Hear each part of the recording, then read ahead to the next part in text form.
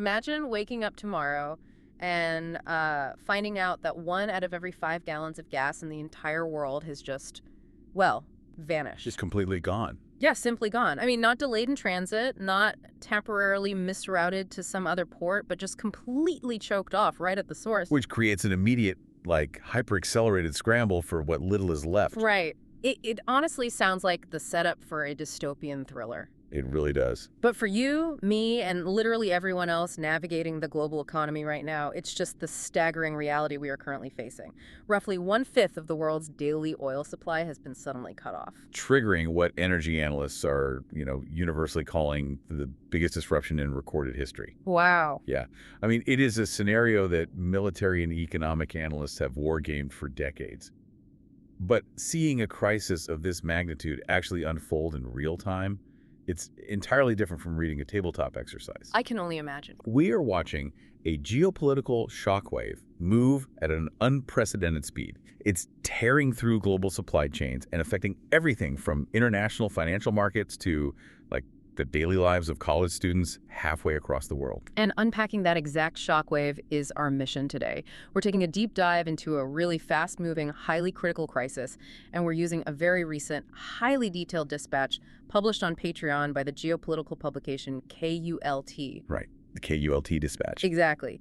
Their reporting outlines a really tense 3-week-long conflict, which they categorize as a localized trade war involving the United States, Israel, and Iran. And it is a remarkably dense document. I mean, it maps out not just the military posturing between these nations, but the immediate economic fallout of a conflict centered around one of the most vital geographic choke points on the planet. The Strait of Hormuz. Precisely. Now, before we get into the timeline, the specific ultimatums, and all the actual mechanics laid out in this dispatch, I need to make a very clear, crucial disclaimer to you, our listener. Definitely necessary here. Yeah, because this deep dive covers incredibly sensitive, fast-evolving, and politically charged material involving world leaders, active military operations, and high-stakes diplomacy. Absolutely. So I want to emphasize right at the top that we're absolutely not taking sides here. Right. We are operating strictly as analysts of the provided text. Exactly. We are not endorsing any political viewpoints, we aren't advocating for any particular military strategy, and we are not casting judgment on the leaders or the nations involved. No, not at all. Our job today is strictly to impartially report, unpack, and analyze the facts exactly as they are presented in this source material. We're just here to help you understand the mechanics of what is happening on the geopolitical chessboard, not to tell you who is right or wrong. Because to truly grasp the gravity of this situation, you really have to look at those mechanics entirely objectively. Right. So, to set the stage for you, we need to look at the inciting incident. According to the KULT dispatch, this cascading crisis kicked off on February 28th with an operation dubbed Epic Fury. Which involved coordinated U.S. and Israeli strikes. Yes. And in response to those strikes, Iran took the massive historic step of effectively closing the Strait of Hormuz to tanker traffic by actively attacking vessels attempting to transit the waterway. Which is a huge escalation. Massive. Yeah. But here's where it gets really interesting and honestly quite grave. Because the diplomatic whiplash over the last 48 hours is just staggering. We are currently watching a ticking clock set by former U.S. President Donald Trump. Yeah, that timeline is wild. It really is. At exactly 7:44 p.m. Eastern Time on Saturday, Trump took to Truth Social and posted a direct caps-locked threat. Okay. He demanded that Iran, quote, fully open, no threats, the Strait of Hormuz within a 48-hour window. And the promised consequence for failing to meet that specific deadline was highly specific itself. The threat was that the United States would attack and, quote, zero-ride their various power plants, starting with the largest first. Wow. Yeah. And the deadline for this ultimatum expires late Monday. Now, we need to talk about the term zero-ride because, it isn't standard diplomatic language. No, it's definitely not. From a strategic standpoint, threatening to zero-ride a facility implies taking its functional output to absolute zero. Okay, so total disruption. Exactly. Not just temporarily disabling a grid with a cyber attack, but physically dismantling or leveling the infrastructure so it literally ceases to exist as a power-generating asset. That is intense. And the pacing of this threat is what makes it so jarring. If you track the statements provided in the source, this Saturday ultimatum is a stark departure from how this crisis was being handled just 24 hours prior. It's totally like watching a high-stakes poker player who, I don't know, spent the last hour complaining about the buy-in, suddenly just pushing all of their chips into the middle of the table completely blind. That's a great way to put it. Because just one day prior to the Saturday ultimatum on Friday, Trump had posted something entirely different. He indicated he was actually considering tapping back military operations, claiming that the U.S. was very close to achieving its objectives. Right. He was basically saying, let other nations who rely on the Strait step up and monitor it themselves. Which is a massive rhetorical pivot. I mean, from let other countries handle it to we will systematically wipe out your largest power plants in 48 hours. Yeah, a complete 180. And if you look at the historical context provided in the dispatch, Trump had previously spoken to PBS and explicitly stated he deliberately avoided attacking power plants in Iran in the past. Oh, really? Yeah. His reasoning at the time was to avoid the years of damage and the quote-unquote trauma it would cause to the civilian population. Which, I mean, that aligns with the traditional rules of engagement perspective, Yeah. right? Where you avoid civilian infrastructure unless absolutely necessary. Exactly. Now, earlier in the month, he had floated the idea of dismantling Iran's power grid within an hour. But he stopped short of actually drawing a hard line in the sand. Okay, I see.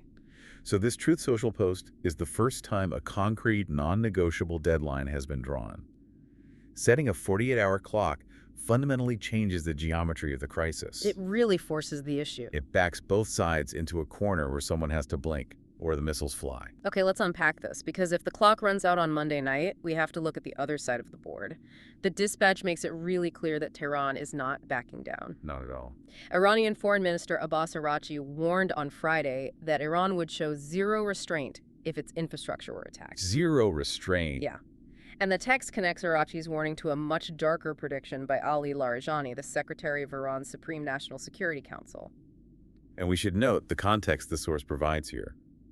Larijani was killed in an Israeli airstrike just 4 days prior to this reporting. Oh, wow. Yeah, which adds an incredible layer of volatility to his prior statements. Right, because before his death, Larijani predicted that attacks on energy facilities would plunge, and I'm quoting directly here, the entire region into darkness in less than 30 minutes. 30 minutes. I mean, my immediate reaction to hearing the entire region goes dark in 30 minutes is that it sounds like movie villain hyperbole. Like, how does hitting a power plant in Iran turn the lights out across multiple sovereign countries so quickly? Is the Middle Eastern power grid really that fragile? Well, what's fascinating here is the sheer geographic concentration of the region's infrastructure and the lack of what military strategists call strategic depth. Okay, what does that mean in practice? The vulnerability isn't about, like, a single shared power grid tripping like a circuit breaker in your house. It is about the reality of tit-for-tat retaliation in a heavily militarized, incredibly narrow body of water. So it isn't a technical failure, it's a geographic one. Precisely. The text explicitly mentions that previous attacks in this 3-week conflict, which included strikes on Iran's nuclear enrichment facility at Natanz, have targeted energy infrastructure on both sides of the Gulf. Both sides. Yes. So if the U.S. strikes Iranian power plants, Iran's zero restraint policy implies immediate reciprocal strikes on the energy grids of U.S. allies across the water. We are talking about precision weapons hitting power generation facilities in neighboring states. Wait, so by hitting the power plants, you aren't just turning off the lights, you are effectively blinding the massive desalination plants that provide the region's fresh water. It's almost like a siege tactic. Exactly. You are severing the fundamental life support systems of the region. And it goes further than water. You're destroying the massive electrical grids required to run oil extraction and refining operations. Oh, of course. Everything runs on electricity. Right. If the power plants go down, the desalination plants stop pumping water. If the power is out, the oil pumps stop pulling crude from the ground. If the oil pumps stop, the refineries shut down. Within 30 minutes, a barrage of retaliatory strikes creates a total ecosystem collapse. That is genuinely terrifying. So what does this all mean? From a physical destruction standpoint, a regional grid collapse is awful. But the ripple effect moving outward is exactly why you, the listener, need to understand the mechanics of this choke point. Right, the global impact. Because the dispatch cites the International Energy Agency, the IEA, and they are not mincing words. They are calling this the biggest disruption to oil supply in history. And to put that biggest in history claim into perspective, think about the massive oil shocks of the 1970s. The 1973 embargo. Exactly. That embargo fundamentally altered global economics. But the sheer volume of oil moving through the global economy today is exponentially larger. Yeah, the dispatch notes an estimated drop in global supply of 8 million barrels per day in March. 8 million barrels every single day. It's almost unfathomable. It is, and the financial markets are reacting violently to it. Brent crude has spiked above $112 a barrel. And for anyone unfamiliar, Brent crude isn't just a specific type of oil from the North Sea. It is the global price benchmark. Right. So when Brent crude moves, the price of everything from aviation fuel to the plastic components in your smartphone moves with it. The financial agency Fitch has even projected an average of $120 a barrel by 2026 if the Strait remains closed for 6 months. A 6-month closure projection suggests that major financial institutions are pricing in the reality that diplomacy might completely fail. Yeah.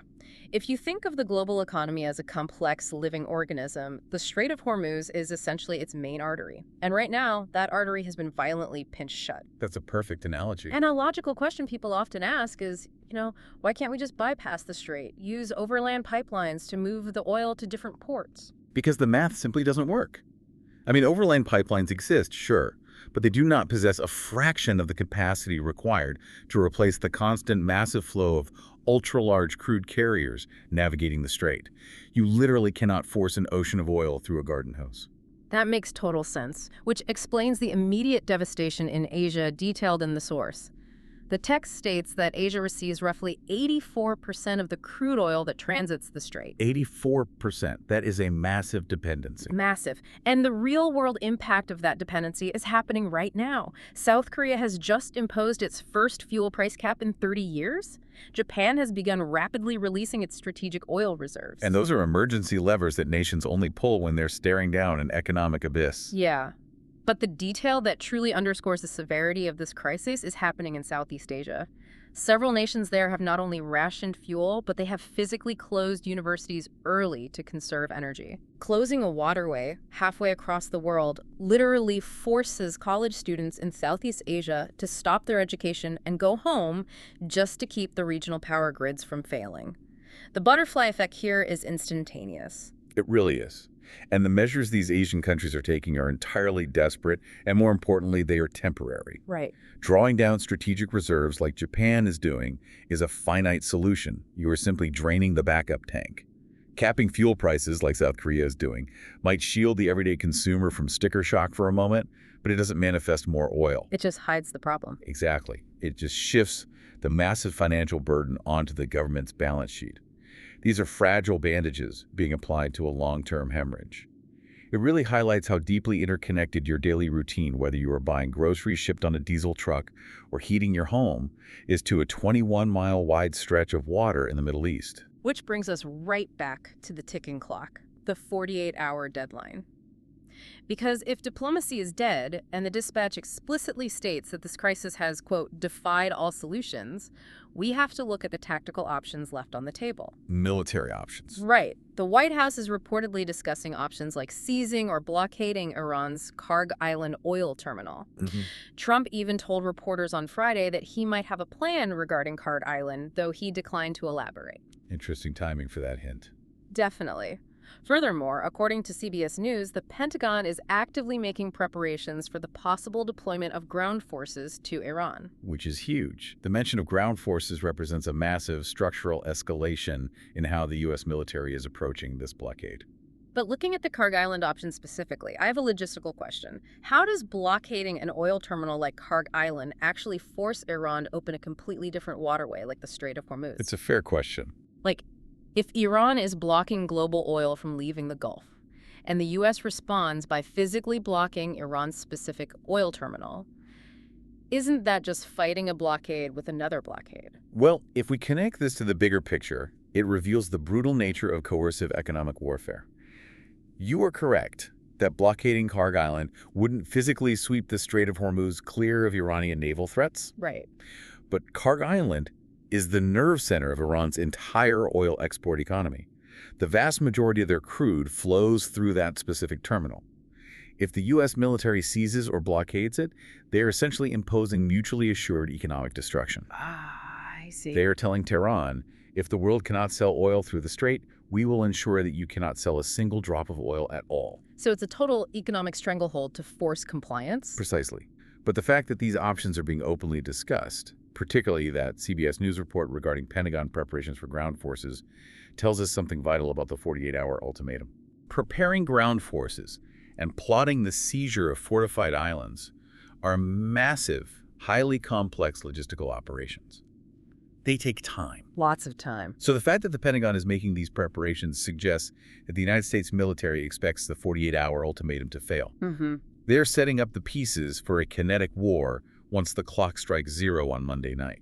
It is a genuinely nerve-wracking scenario. I mean, we are watching a high-stakes geopolitical standoff where the collateral damage is the stability of the entire global economy. Absolutely. To briefly recap the intense situation we've unpacked today from the KULT dispatch, we have a 48-hour countdown set by the former U.S. president to unleash a grid-wiping zero-ride strike on Iran's largest power plants. Right. We have a region where Iranian leadership is threatening zero restraint, predicting the entire Middle East's energy infrastructure could go dark in 30 minutes. Yeah. And beneath all of this military posturing, the global economy is actively bleeding 8 million barrels of oil a day, forcing a historic, generation-defining energy crisis across Asia. It is just a dense convergence of military brinkmanship and raw economic reality. The stakes, quite literally, could not be higher. And as a reminder, our goal today was simply to dissect these fascinating, terrifying, and rapidly evolving details laid out in the source text. Exactly. We are looking at the chessboard exactly as it was presented, analyzing the mechanics and the proposed strategies without taking any sides in the underlying conflict. The facts on the ground speak for themselves without needing any external spin. And, as we watch this Monday deadline approach, I want to leave you with a different angle to ponder. Okay. A secondary ripple effect that wasn't mentioned in the dispatch, but one that this crisis will inevitably force the world to face. What's that? Well, if a 3-week closure of a single geopolitical choke point can functionally paralyze the global economy, what does this mean for the future of our energy infrastructure? That's a great question. Will the sheer terror of losing 8 million barrels of oil a day force major industrial nations into a hyper-accelerated wartime-style pivot toward domestic green energy and renewables to permanently break their reliance on the Middle East? Oh, wow. Or what's the alternative? Or conversely, will the immediate desperation for baseline power trigger a massive, unprecedented frenzy of domestic fossil fuel drilling to secure energy independence at any cost? So will this be the catalyst that finally breaks the old energy paradigm or the shock that doubles down on it? It is a fascinating question. We think of our global infrastructure as permanent and resilient. But as we've seen today, sometimes all it takes is a pinched artery for the entire system to gasp for air. Thank you for joining us on this deep dive. We will be watching that Monday deadline right alongside you. Stay curious, stay informed, and we'll catch you next time.